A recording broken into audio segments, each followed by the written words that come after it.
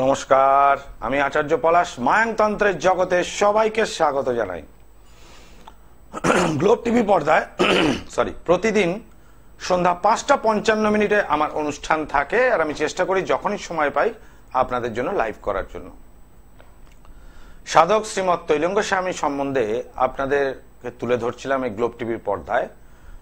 ঠিক সন্ধ্যা 5:55 অর্থাৎ সন্ধ্যা 6টার সময় গ্লোব টিভি ঘোরালে তাদের বাণী এবং তার জীবন কাহিনীতে কি কি তিনি অলৌকিক ঘটনা ঘটিয়েছেন সেগুলো আপনাদের সামনে তুলে ধরব।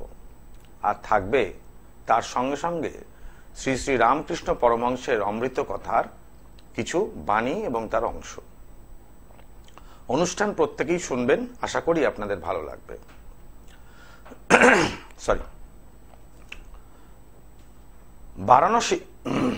বারাণসীর তুলসী দাসের যখন বাগানে তৈলঙ্গ স্বামী ছিলেন, সেই বাগানে থাকাকালীন তিনি এক পথের একজন মানুষ অর্থাৎ ব্রহ্মসিংহ কুষ্ঠরোগ হয়েছিল এবং সে জন্মগত তার ব্যাধি ছিল, যেটা সে কথা বলতে পারত না বা কানেও শুনতে পারত না। তার সমস্যা মোচন করে তাকে কুষ্ঠরোগ থেকে তো মুক্ত করলেনই, উল্টে তার মুখে বাক্য নিয়ে এলেন। এটা আগের দিনের এপিসোডে আমি বলেছি আপনাদের। এবার স্বামীজি কি করলেন, ওই বারাণসীতেই তুলসীদাসের বাগানের আশ্রয় ছেড়ে ব্যাসাশ্রমে এসে উপস্থিত হলেন। সেখানে কিছুদিন যাবৎ তিনি কাটিয়েছিলেন। এই ব্যাসাশ্রমে থাকাকালীন তার একটি অলৌকিক ঘটনার কথা আপনাদেরকে বলি, কি তিনি ঘটিয়েছিলেন। হঠাৎ একদিন তিনি অর্থাৎ তৈলঙ্গ স্বামী বারাণসীর ঘাটে গঙ্গা স্নানের জন্য প্রাতঃকালে বেরিয়েছেন। স্নান ঘাটের কাছে এসে তিনি কিছুক্ষণ বসে ধ্যান করছিলেন। এমন সময় একজন ব্যক্তি কুষ্ঠ ব্যাধিযুক্ত এবং জরাজীর্ণ চেহারা, অর্থাৎ তার শরীরে হাড় দেখা যাচ্ছে, মাংস বলে কিছু নেই, এইরকম ব্যক্তি গঙ্গা স্নানের উদ্দেশ্যে এসেছেন ওই ঘাটে। গঙ্গা স্নান করার পর তার হৃদযন্ত্র বন্ধ হয়ে যাওয়ার উপক্রম হয়। হঠাৎ করে সে চোখ মুখ উল্টে ওখানেই স্নানঘাটে জ্ঞান হারান।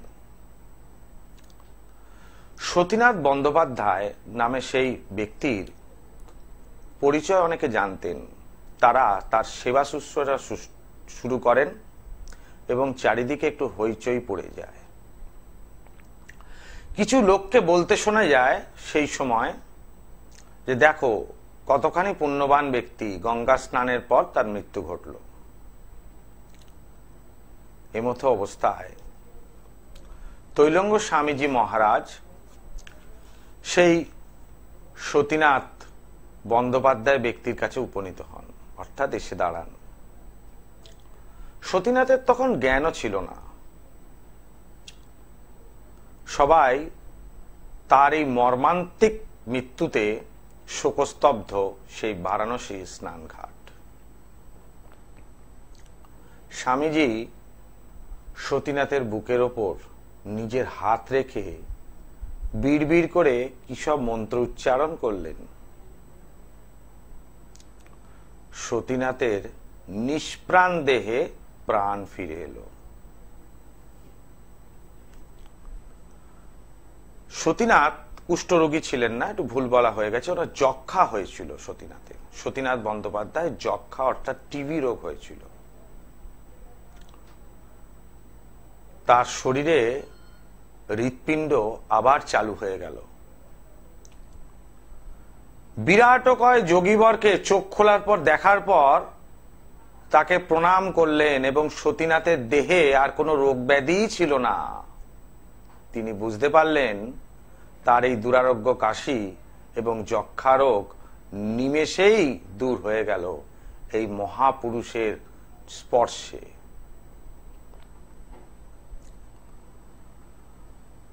স্বামীজি সতীনাথকে একটু গঙ্গা মাটি হাতে দিয়ে বললেন, প্রতিদিন স্নান করার পর এই গঙ্গা মাটি একটু করে খেতে হবে, এটাই ওষুধ রূপে খাবে। সতীনাথ সেই কাজটি প্রতিদিন করতেন এবং তার শারীরিক সমস্যা মুক্ত হয়ে সে সাধারণ মানুষের মতোই জীবন যাপন করতে লাগলো।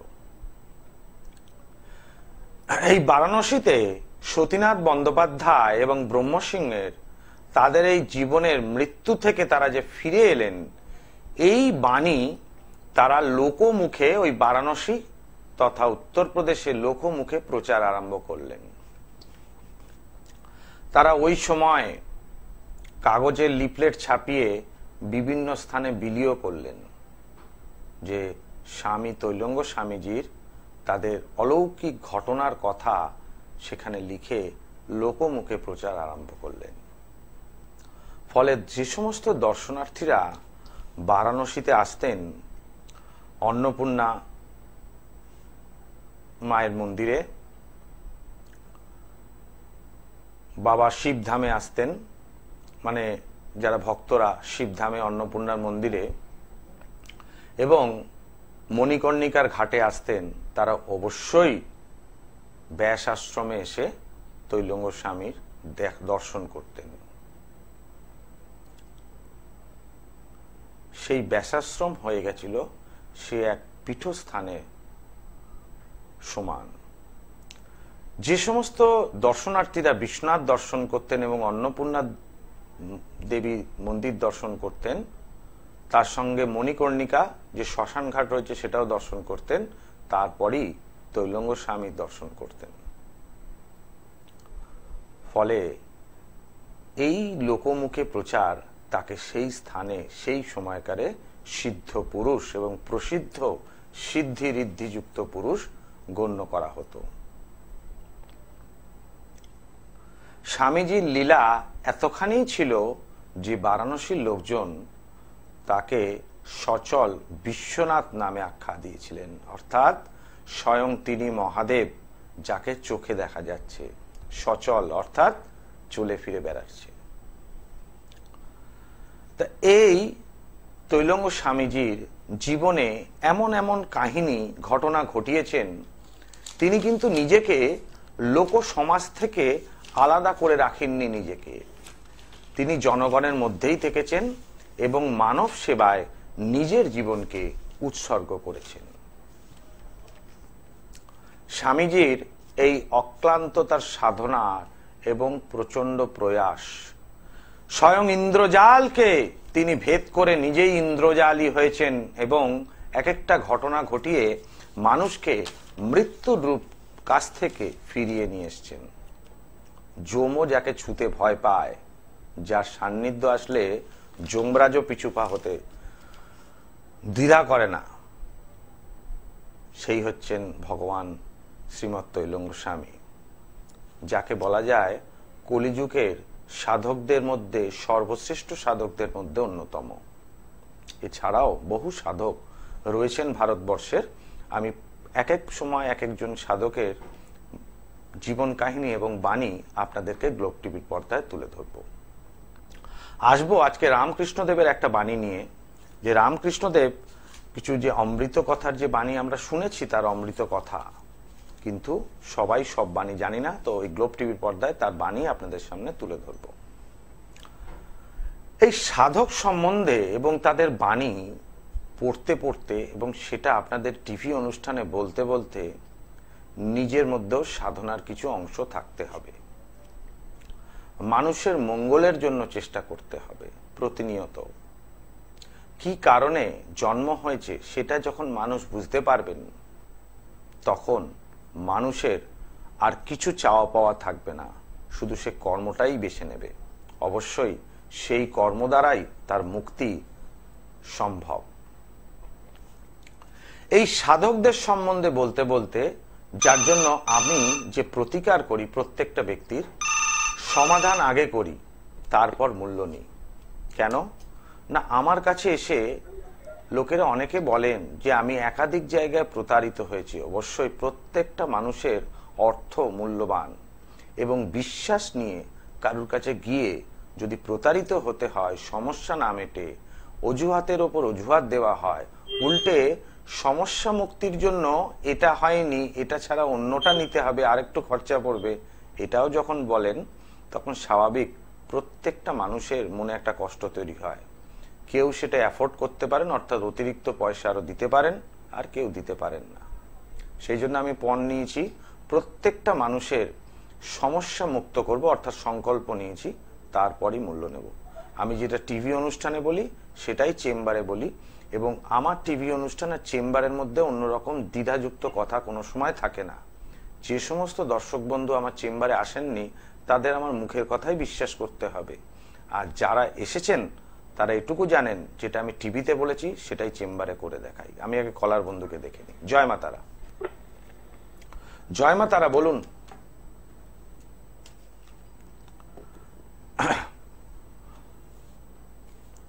হয়তো টেলিফোন লাইনে যিনি ছিলেন কোনো কারণে লাইনটা ডিসকানেক্ট হয়ে গেল। যারা গ্লোব টিভির পর্দায় সরাসরি ফোন করতে চাইছেন ফোন করতে পারেন, আমি নিশ্চয়ই আপনাদের প্রশ্নের উত্তর দেব, এবং টোটালি ফ্রি কনসালটেন্সি। জ্যোতিষটা আমার পেশা, আমার প্রফেশন, সেই জন্য জ্যোতিষ ফিটা আমাকে ধার্য করতেই হবে, এটা দিয়ে আমার সংসার চলে। কিন্তু তন্ত্রটা আমার কাছে সাধনা, যার জন্য মানুষের মঙ্গলের কাজ আমি করি। এই যে তারাপীঠ যজ্ঞে আপনারা যজ্ঞ দেখতে পাচ্ছেন, হোমের হিট থাকে এত প্রচন্ড, এই প্রতি অমাবস্যায় আমার তারাপীঠ মহাশ্মশানে মহাযজ্ঞ থাকে, এবং এই যজ্ঞে সেই অদৃশ্য শক্তি, হাই ট্রান্সফার এনার্জিকে আহ্বান করতে হয়। সেই দশমহাবিদ্যার দেবী, সেখানে যে বিরাজমান মেগা সুপ্রিম পাওয়ার যে আত্মা, সেই জিন আত্মা, পরমাত্মা, সেই পরমেশ্বরীকে আহ্বান করতে হবে ঈশ্বর রূপে কল্পনা করে। সে স্বয়ং তারামা হতে পারেন, বা এমন কোন আত্মা যে তারামায়ের ভক্ত, সে সেখানেও উপস্থিত হতে পারেন। অবশ্যই ধারণ ছাড়া প্রতিকার এইভাবেই হবে। যে ব্যক্তির ধারণ ছাড়া প্রতিকার করতে হবে, অর্থাৎ আমার কাছে অনেকে এসে বলে আমার ছেলেকে কিছু পড়ানো যাবে না, আমার মেয়েকে কিছু পড়ানো যাবে না, এই ধারণ ছাড়া প্রতিকার। এই ধারণ ছাড়া প্রতিকার কখন হবে? যখন সেই ব্যক্তির একটা ফটো নিয়ে তার নাম নিয়ে ক্রিয়াকাণ্ড করা হবে তারাপীঠ শ্মশানে, নানা রকম বলি দিয়ে এবং যজ্ঞ অনুষ্ঠানে যে ক্রিয়া হবে, তবেই তার অশুভত্ব খণ্ডন হবে। ধারণ ছাড়া প্রতিকার স্বরূপ হাতে কিছু জিনিস ধরিয়ে দিয়ে বাড়িতে রাখার জন্য দিলে ধারণ ছাড়া প্রতিকার হয় না। কোন বস্তু যদি বাড়িতে রাখা হয়, সেটাতে যেখানে স্থানে রয়েছেন, অর্থাৎ আপনার বাস্তুতে বা দোকানে, সেখানকার দোষ খণ্ডন হওয়া সম্ভবপর আছে। অবশ্যই সেই বস্তুটিকে যদি প্রাণ প্রতিষ্ঠা করে দেওয়া হয়, নচেত সেটা একাধিক হস্তস্পর্শে, মানে একাধিক ব্যক্তির হাতের ছোঁয়াতে দোষযুক্ত হয়ে যায়। ফলে কি করে? আপনার গৃহে শুভত্বর জায়গা আরো বেশি অশুভত্বর আনান হয়। এই তারাপীঠ মহাশ্মশানে প্রতি অমাবস্যার ন্যায় এই অমাবস্যাতেও যজ্ঞ থাকবে, এবং প্রতি অমাবস্যায় তারাপীঠে মহাযজ্ঞ থাকে, এই মায়াংতন্ত্রের মহাযজ্ঞ, যেখানে না বলে কিছু হয় না।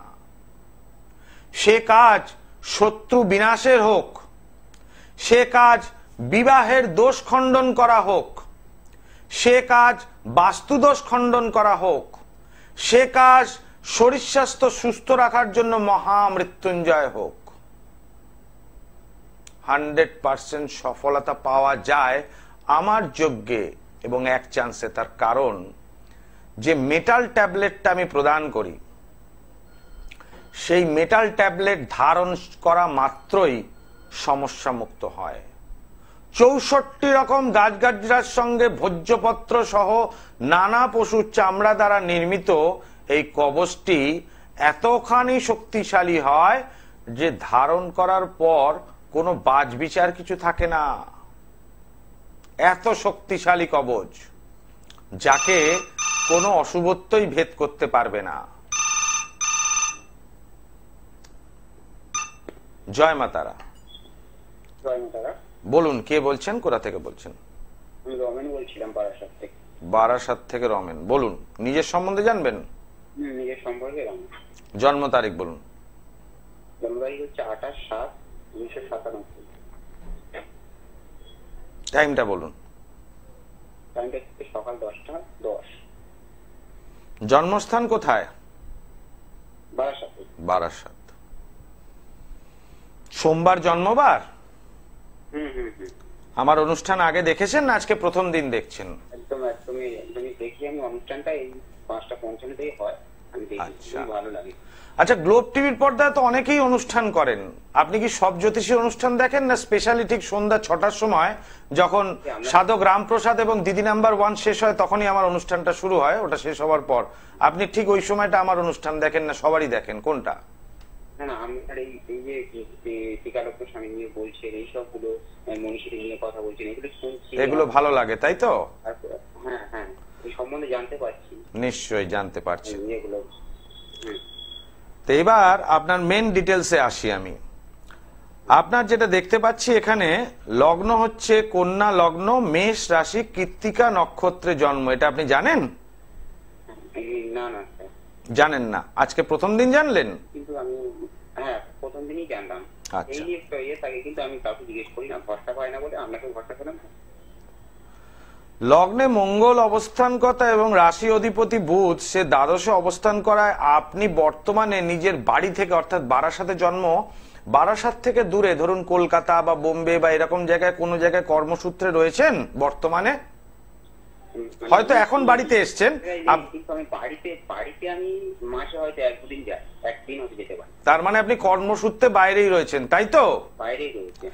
এবং মাথাটা কিন্তু মাঝে মধ্যে আপনার খুব গরম হয়ে যায়, এমনি আপনি রাগেন না কিন্তু যখন রেগে যান তখন থামানো যায় না তাই তো?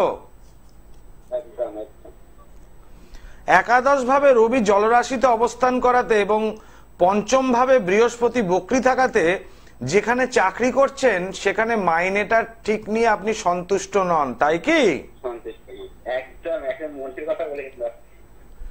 দেখেছেন ভাই, একটা জন্ম ছক পেলে তার ডিটেলস মনের কথা আমি একদম বলে দিতে পারি তাই তো? আচ্ছা, এবার প্রশ্ন করুন, কি আপনার জানার ইচ্ছা? প্রশ্ন ওই যে ডেভেলপটা কবে হবে? ডেভেলপ কবে হবে? আচ্ছা, বিয়ের বিষয় দুটো জিনিসে আসছি। বর্তমানে রাহুর মহাদশা, বৃহস্পতির অন্তর্দশা। রাহুর মহাদশা এবং বৃহস্পতির অন্তর্দশা 2022 থেকে 2024 অব্দি থাকছে। জন্ম ছক অনুযায়ী যদি বিচার করা যায়, রাহু গ্রহের সাথে বৃহস্পতি গ্রহটি আপনার ছক অনুযায়ী সরাসরি সংযুক্ত হয়নি। বৃহস্পতি পঞ্চম ভাবে বক্রী থাকাতে রবির ওপর দৃষ্টি প্রদান করাতে বিবাহের যোগ চলছে, একথা এক কথায় বলা যায়। কিন্তু লগ্নে শনি এবং লগ্নে মঙ্গল এবং সপ্তমে শনি থাকাতে আপনার কোনো সময় অ্যাক্সিডেন্ট হয়েছিল? অ্যাক্সিডেন্ট বলতে আমি গাড়ি থেকে এমনি তখন ছোটবেলায় পড়ে গেছিলাম, যে হয়েছিল ওই সাইকেলে পড়ে একদম অনেক কোটা সেলাই হয়েছিল। তাহলে জীবনের দুর্ঘটনা যোগ আরেকবার হবে আপনার বিবাহ হওয়ার পর। বিবাহ হওয়ার পর বা সম্বন্ধ ঠিক হওয়ার পর আরেকটা কিন্তু ফাড়া আসবে। লগ্নের সাথে সপ্তমে মঙ্গল শনি যোগ অবস্থান মানেই প্রবল দুর্ঘটনা যোগের নির্দেশ করছে। বিবাহ স্থির হওয়া বা বিবাহ হওয়ার পর দ্বিতীয়বার একটা বড়সড় ফাড়া আসবে। বর্তমান সময়ে গুরুচণ্ডাল দোষ থাকাকালীন এটুকু বলা যেতে পারে, আপনার বিবাহের জন্য কন্যা যদি দেখা হয় পাত্রী, তাহলে আপনি বিবাহের জন্য এগ্রি হতে পারেন, কিন্তু সেইখানে কিন্তু বিবাহিত জীবনটা অতখানি সুখকর হবে না। এটা আপনার জন্ম ছক অনুযায়ী রয়েছে। এই বৃহস্পতি গ্রহটি আপনাকে বিবাহ তো করাবে এবং তাতে ব্যয়ও হবে, কিন্তু অতখানি আপনি সন্তুষ্ট নাও হতে পারেন নিজের স্ত্রীর ওপর।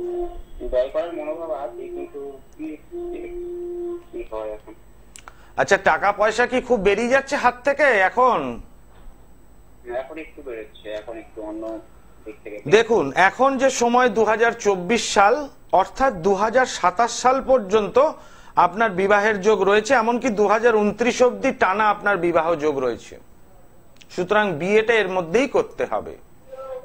এখন এই সময় যদি কোনো সমস্যা আপনার হয়, বিবাহ ঠিক হলো বা মনের মধ্যে কোনো এরকম অস্থিরতা হলো বা বিয়ের পর কোনো সমস্যা হলো, সেক্ষেত্রে একবার আপনাকে একটু যোগাযোগ করতে হবে।